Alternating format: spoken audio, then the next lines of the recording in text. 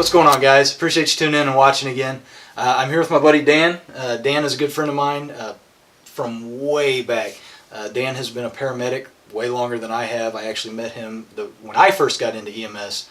He was one of the first guys I ever worked with, took me under his wing, trained me up, helped me out all the way through medic school. So it's my fault. Yep, he did it. Blame him. If you get bad advice from me, it came from him. It's his fault. No, this guy. So anyway, I'm trying to persuade Dan right now to start his own YouTube channel because he's very knowledgeable in the medical field, prepping, survival, gardening, all kinds of shit. This guy knows a ton about stuff. So I think if he did start a YouTube channel, you guys would love it. So go ahead and throw some comments underneath and help me persuade this guy to start a channel, because trust me, it would be worth subscribing and watching. So we wanted to make a video today talking about something that he and I we've conversed many times about this over the years, and how much it bothers us. And we just kind of wanted to make a video about it today, kind of as a PSA, public service announcement, for those of you who are too young to remember when those were on TV a lot. It was normally like a football player or a baseball player that got busted with a DWI, and they made him do a PSA about it. You know, it's like, hey, we'll reduce your sentence if you go out and tell kids not to drink and drive, even though they just saw you in the fucking news last week getting busted for drinking and driving. Don't do drugs. Don't do drugs, okay? But anyway, we want to make a video today about people who will come up to you and ask you, what's the worst call you've ever been on, or what's the worst thing you've ever seen on a call. And this isn't just for EMS. This is for military, law enforcement, police officers, anybody who is in any kind of public service capacity where you do see things that normal people don't see on a day-to-day basis. So we've discussed this several times over the years, but just today we were talking about it, and we were like, man, let's go make a video about it. Dan came over to visit me at my house, and I was like, dude, I want to make a video with you. And we were like, man, we've talked about that a lot, so let's put that out there and let people see how they feel about it. So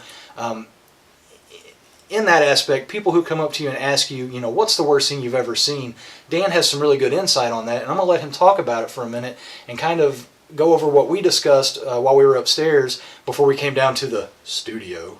My studio is just a room in my basement. That's all it is, my gun room.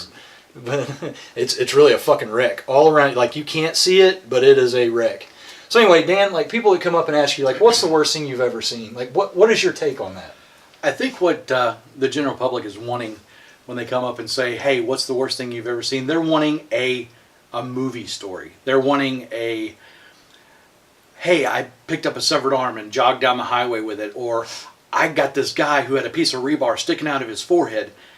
We've seen those things. Sure. You know, guys who've been in combat have seen horrible things, but the things that these people are asking for are not the things that are the worst calls you've had. Right. You know, the worst calls you've had, they're basically what they're asking for, and they don't know this, but they're asking you to relive the worst moment that you've been through. Right. I agree with that. You know, the worst call that I can remember is holding a 10-year-old girl who was the same age as my daughter while she was dying, and her mother was crushed in a car next to me asking, sir, can you get me out so I can touch my daughter? Sir, can you get me out? You know, that's the worst call, but that's not what people are looking for. And right. and unfortunately, I don't think the general public will ever understand the things that people in our situation or in combat or in law enforcement, the things that we see that almost we shield them from. Yeah, absolutely. And so unfortunately, they're asking for that, but I don't think they really want the answer. But what I think is more important is that these things are like ghosts. They follow you around, and they pop up at untoward moments. You know, you'll see something and suddenly you're back in that. And I guess the reason that I wanted to make this video today is that if you're dealing with that and you don't have someone who's experienced it, like luckily I have been, and other friends in the public safety sector that have been through things that I can discuss things with, that understand. But you have to be able to find that. Yes. Because you can't carry that weight by yourself. Right. It'll eat you alive. I agree. You know, there's been many nights. I've been in EMS for 14 years. 14 years, I think, is how long I've been doing this. And there are still nights where I wake up from a dream of something that I've had happen in the past, and it's not very often. And sometimes it's just one of those things that's almost escaped you by the time you wake up. You wake up and you're really uneasy, and you can't put your finger on exactly what the dream was, but you have that same feeling that you had on one of those calls. Like, you know, he told you one of the worst calls he'd been on. I'll tell you one of the worst ones I've been on. We got called to a house fire, and there was still a 2.5-year-old inside and a 9-month-old inside. And by the time we got to the house, we could still hear the 9-month-old crying, and no one could get in there because it was just engulfed in flames.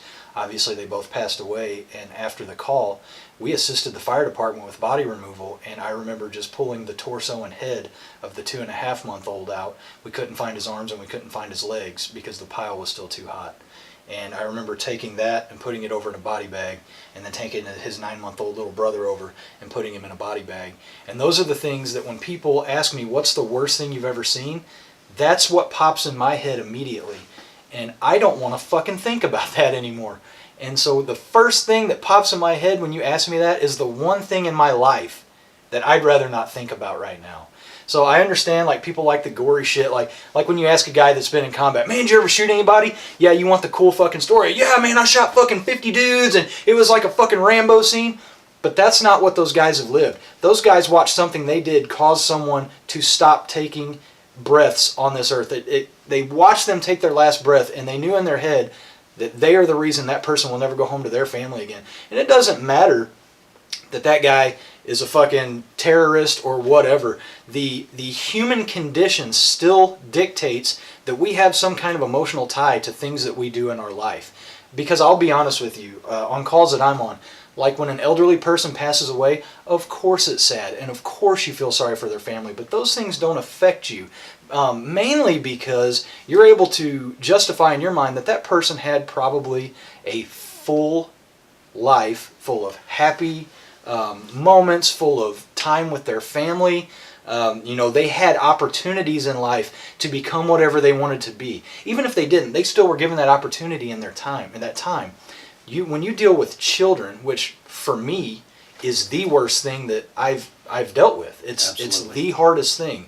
And when you look at it that way, these small little beings that are so dependent on adults like us somewhere for their survival, and they were so helpless in that moment, and just imagining the fear that's running through their heads and the pain that they're feeling, and they don't understand why. I think that might be the thing that bothers me the most, is their lack of ability to understand what's happening or why. It's just nothing but immense fear. Mm-hmm. And that bothers the shit out of me. Yeah, and I think that anyone that's in this profession, it does.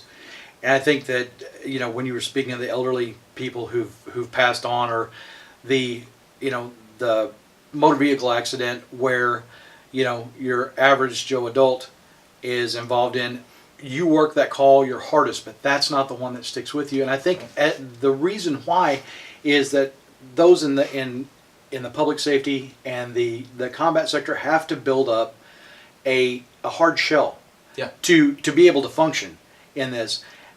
But that hard shell not only keeps things out, it keeps things in. Absolutely. These professions are type A personality professions, and the bad thing about type A personalities is that sometimes we're type A personalities. We right. don't want to seem weak, right, and discuss this. And it's not weak to be able to share this and to share the burden right. of this with someone else, because they're going to be able to share with you as well, and it opens up a dialogue that will allow you to know that you're not the only one that's dealing with this. Right. And unfortunately, there are veterans every day who are dealing with this on their own and can't or won't seek the help that they need to get help with this, and they're killing themselves. Right. There are paramedics and EMTs that are killing themselves. There are police officers. One of the highest suicide rate professions that there is, alcoholism. Yep. And it's all because of what's the worst call you've ever been on. Right. I agree. And like Dan said, you know, one of the most important things you can do is find somebody you can speak with about it. Now that's different than some jackass in the line at the grocery store. Oh, you're a paramedic? What's the worst thing you've ever done? My response is always, you don't want to know, and I don't want to talk about it. That's exactly what I tell them. You don't want to know, and I don't want to talk about it. Because people think they want to know until they know. But the thing you have to do is find someone, and I obviously, and I think most other people, find it easier to speak with someone who has been in similar circumstances. That's just like, you know, if you're a veteran, you've been in combat, you'll find it easier to share stories with someone else who has been in combat. If you're an EMS and you've seen something on a call that really has bothered you, I find it easier to call like Dan and talk to him about it because I know he's been there also, and it's really good to have somebody you can lean on when you might be blaming yourself for something, and an outside perspective to tell you, hey man, look, you did the same thing I would have done, right? Don't beat yourself up about this. There was literally nothing else you could do. And I've had to have those conversations with other people too. I tell everybody I work with, I don't care if it's 3 o'clock in the morning. If you're having a tough time with a call, you call me and I'll get up and I'll talk to you. Absolutely. Because I've been there, and I don't want anybody else to have to be there and that feeling of loneliness. You know, we've just now started seeing the stigma of PTSD amongst EMS and law enforcement and firefighters starting to be lifted a little bit, and people aren't as ashamed to speak out and say, yeah man, you know, I was having some problems. It was affecting my family. It was affecting my work life. I had to get help. There's nothing wrong with that.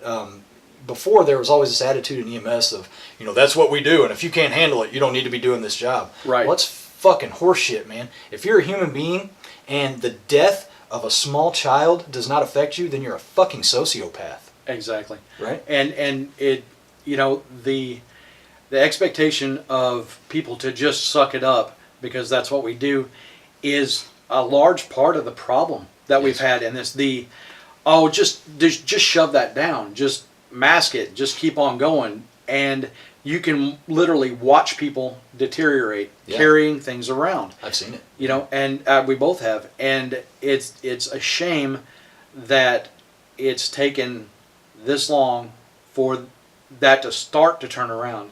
So I guess, you know, what my takeaway from this is find somebody to talk with. Find somebody to share that burden with. You don't have to carry it by yourself. You know, Lieutenant Colonel Dave Grossman says in On Combat, which is a great book and I highly recommend that you read it, he says, pain shared is pain divided and joy shared is joy multiplied. And I think that was one of the most eye-opening things for me.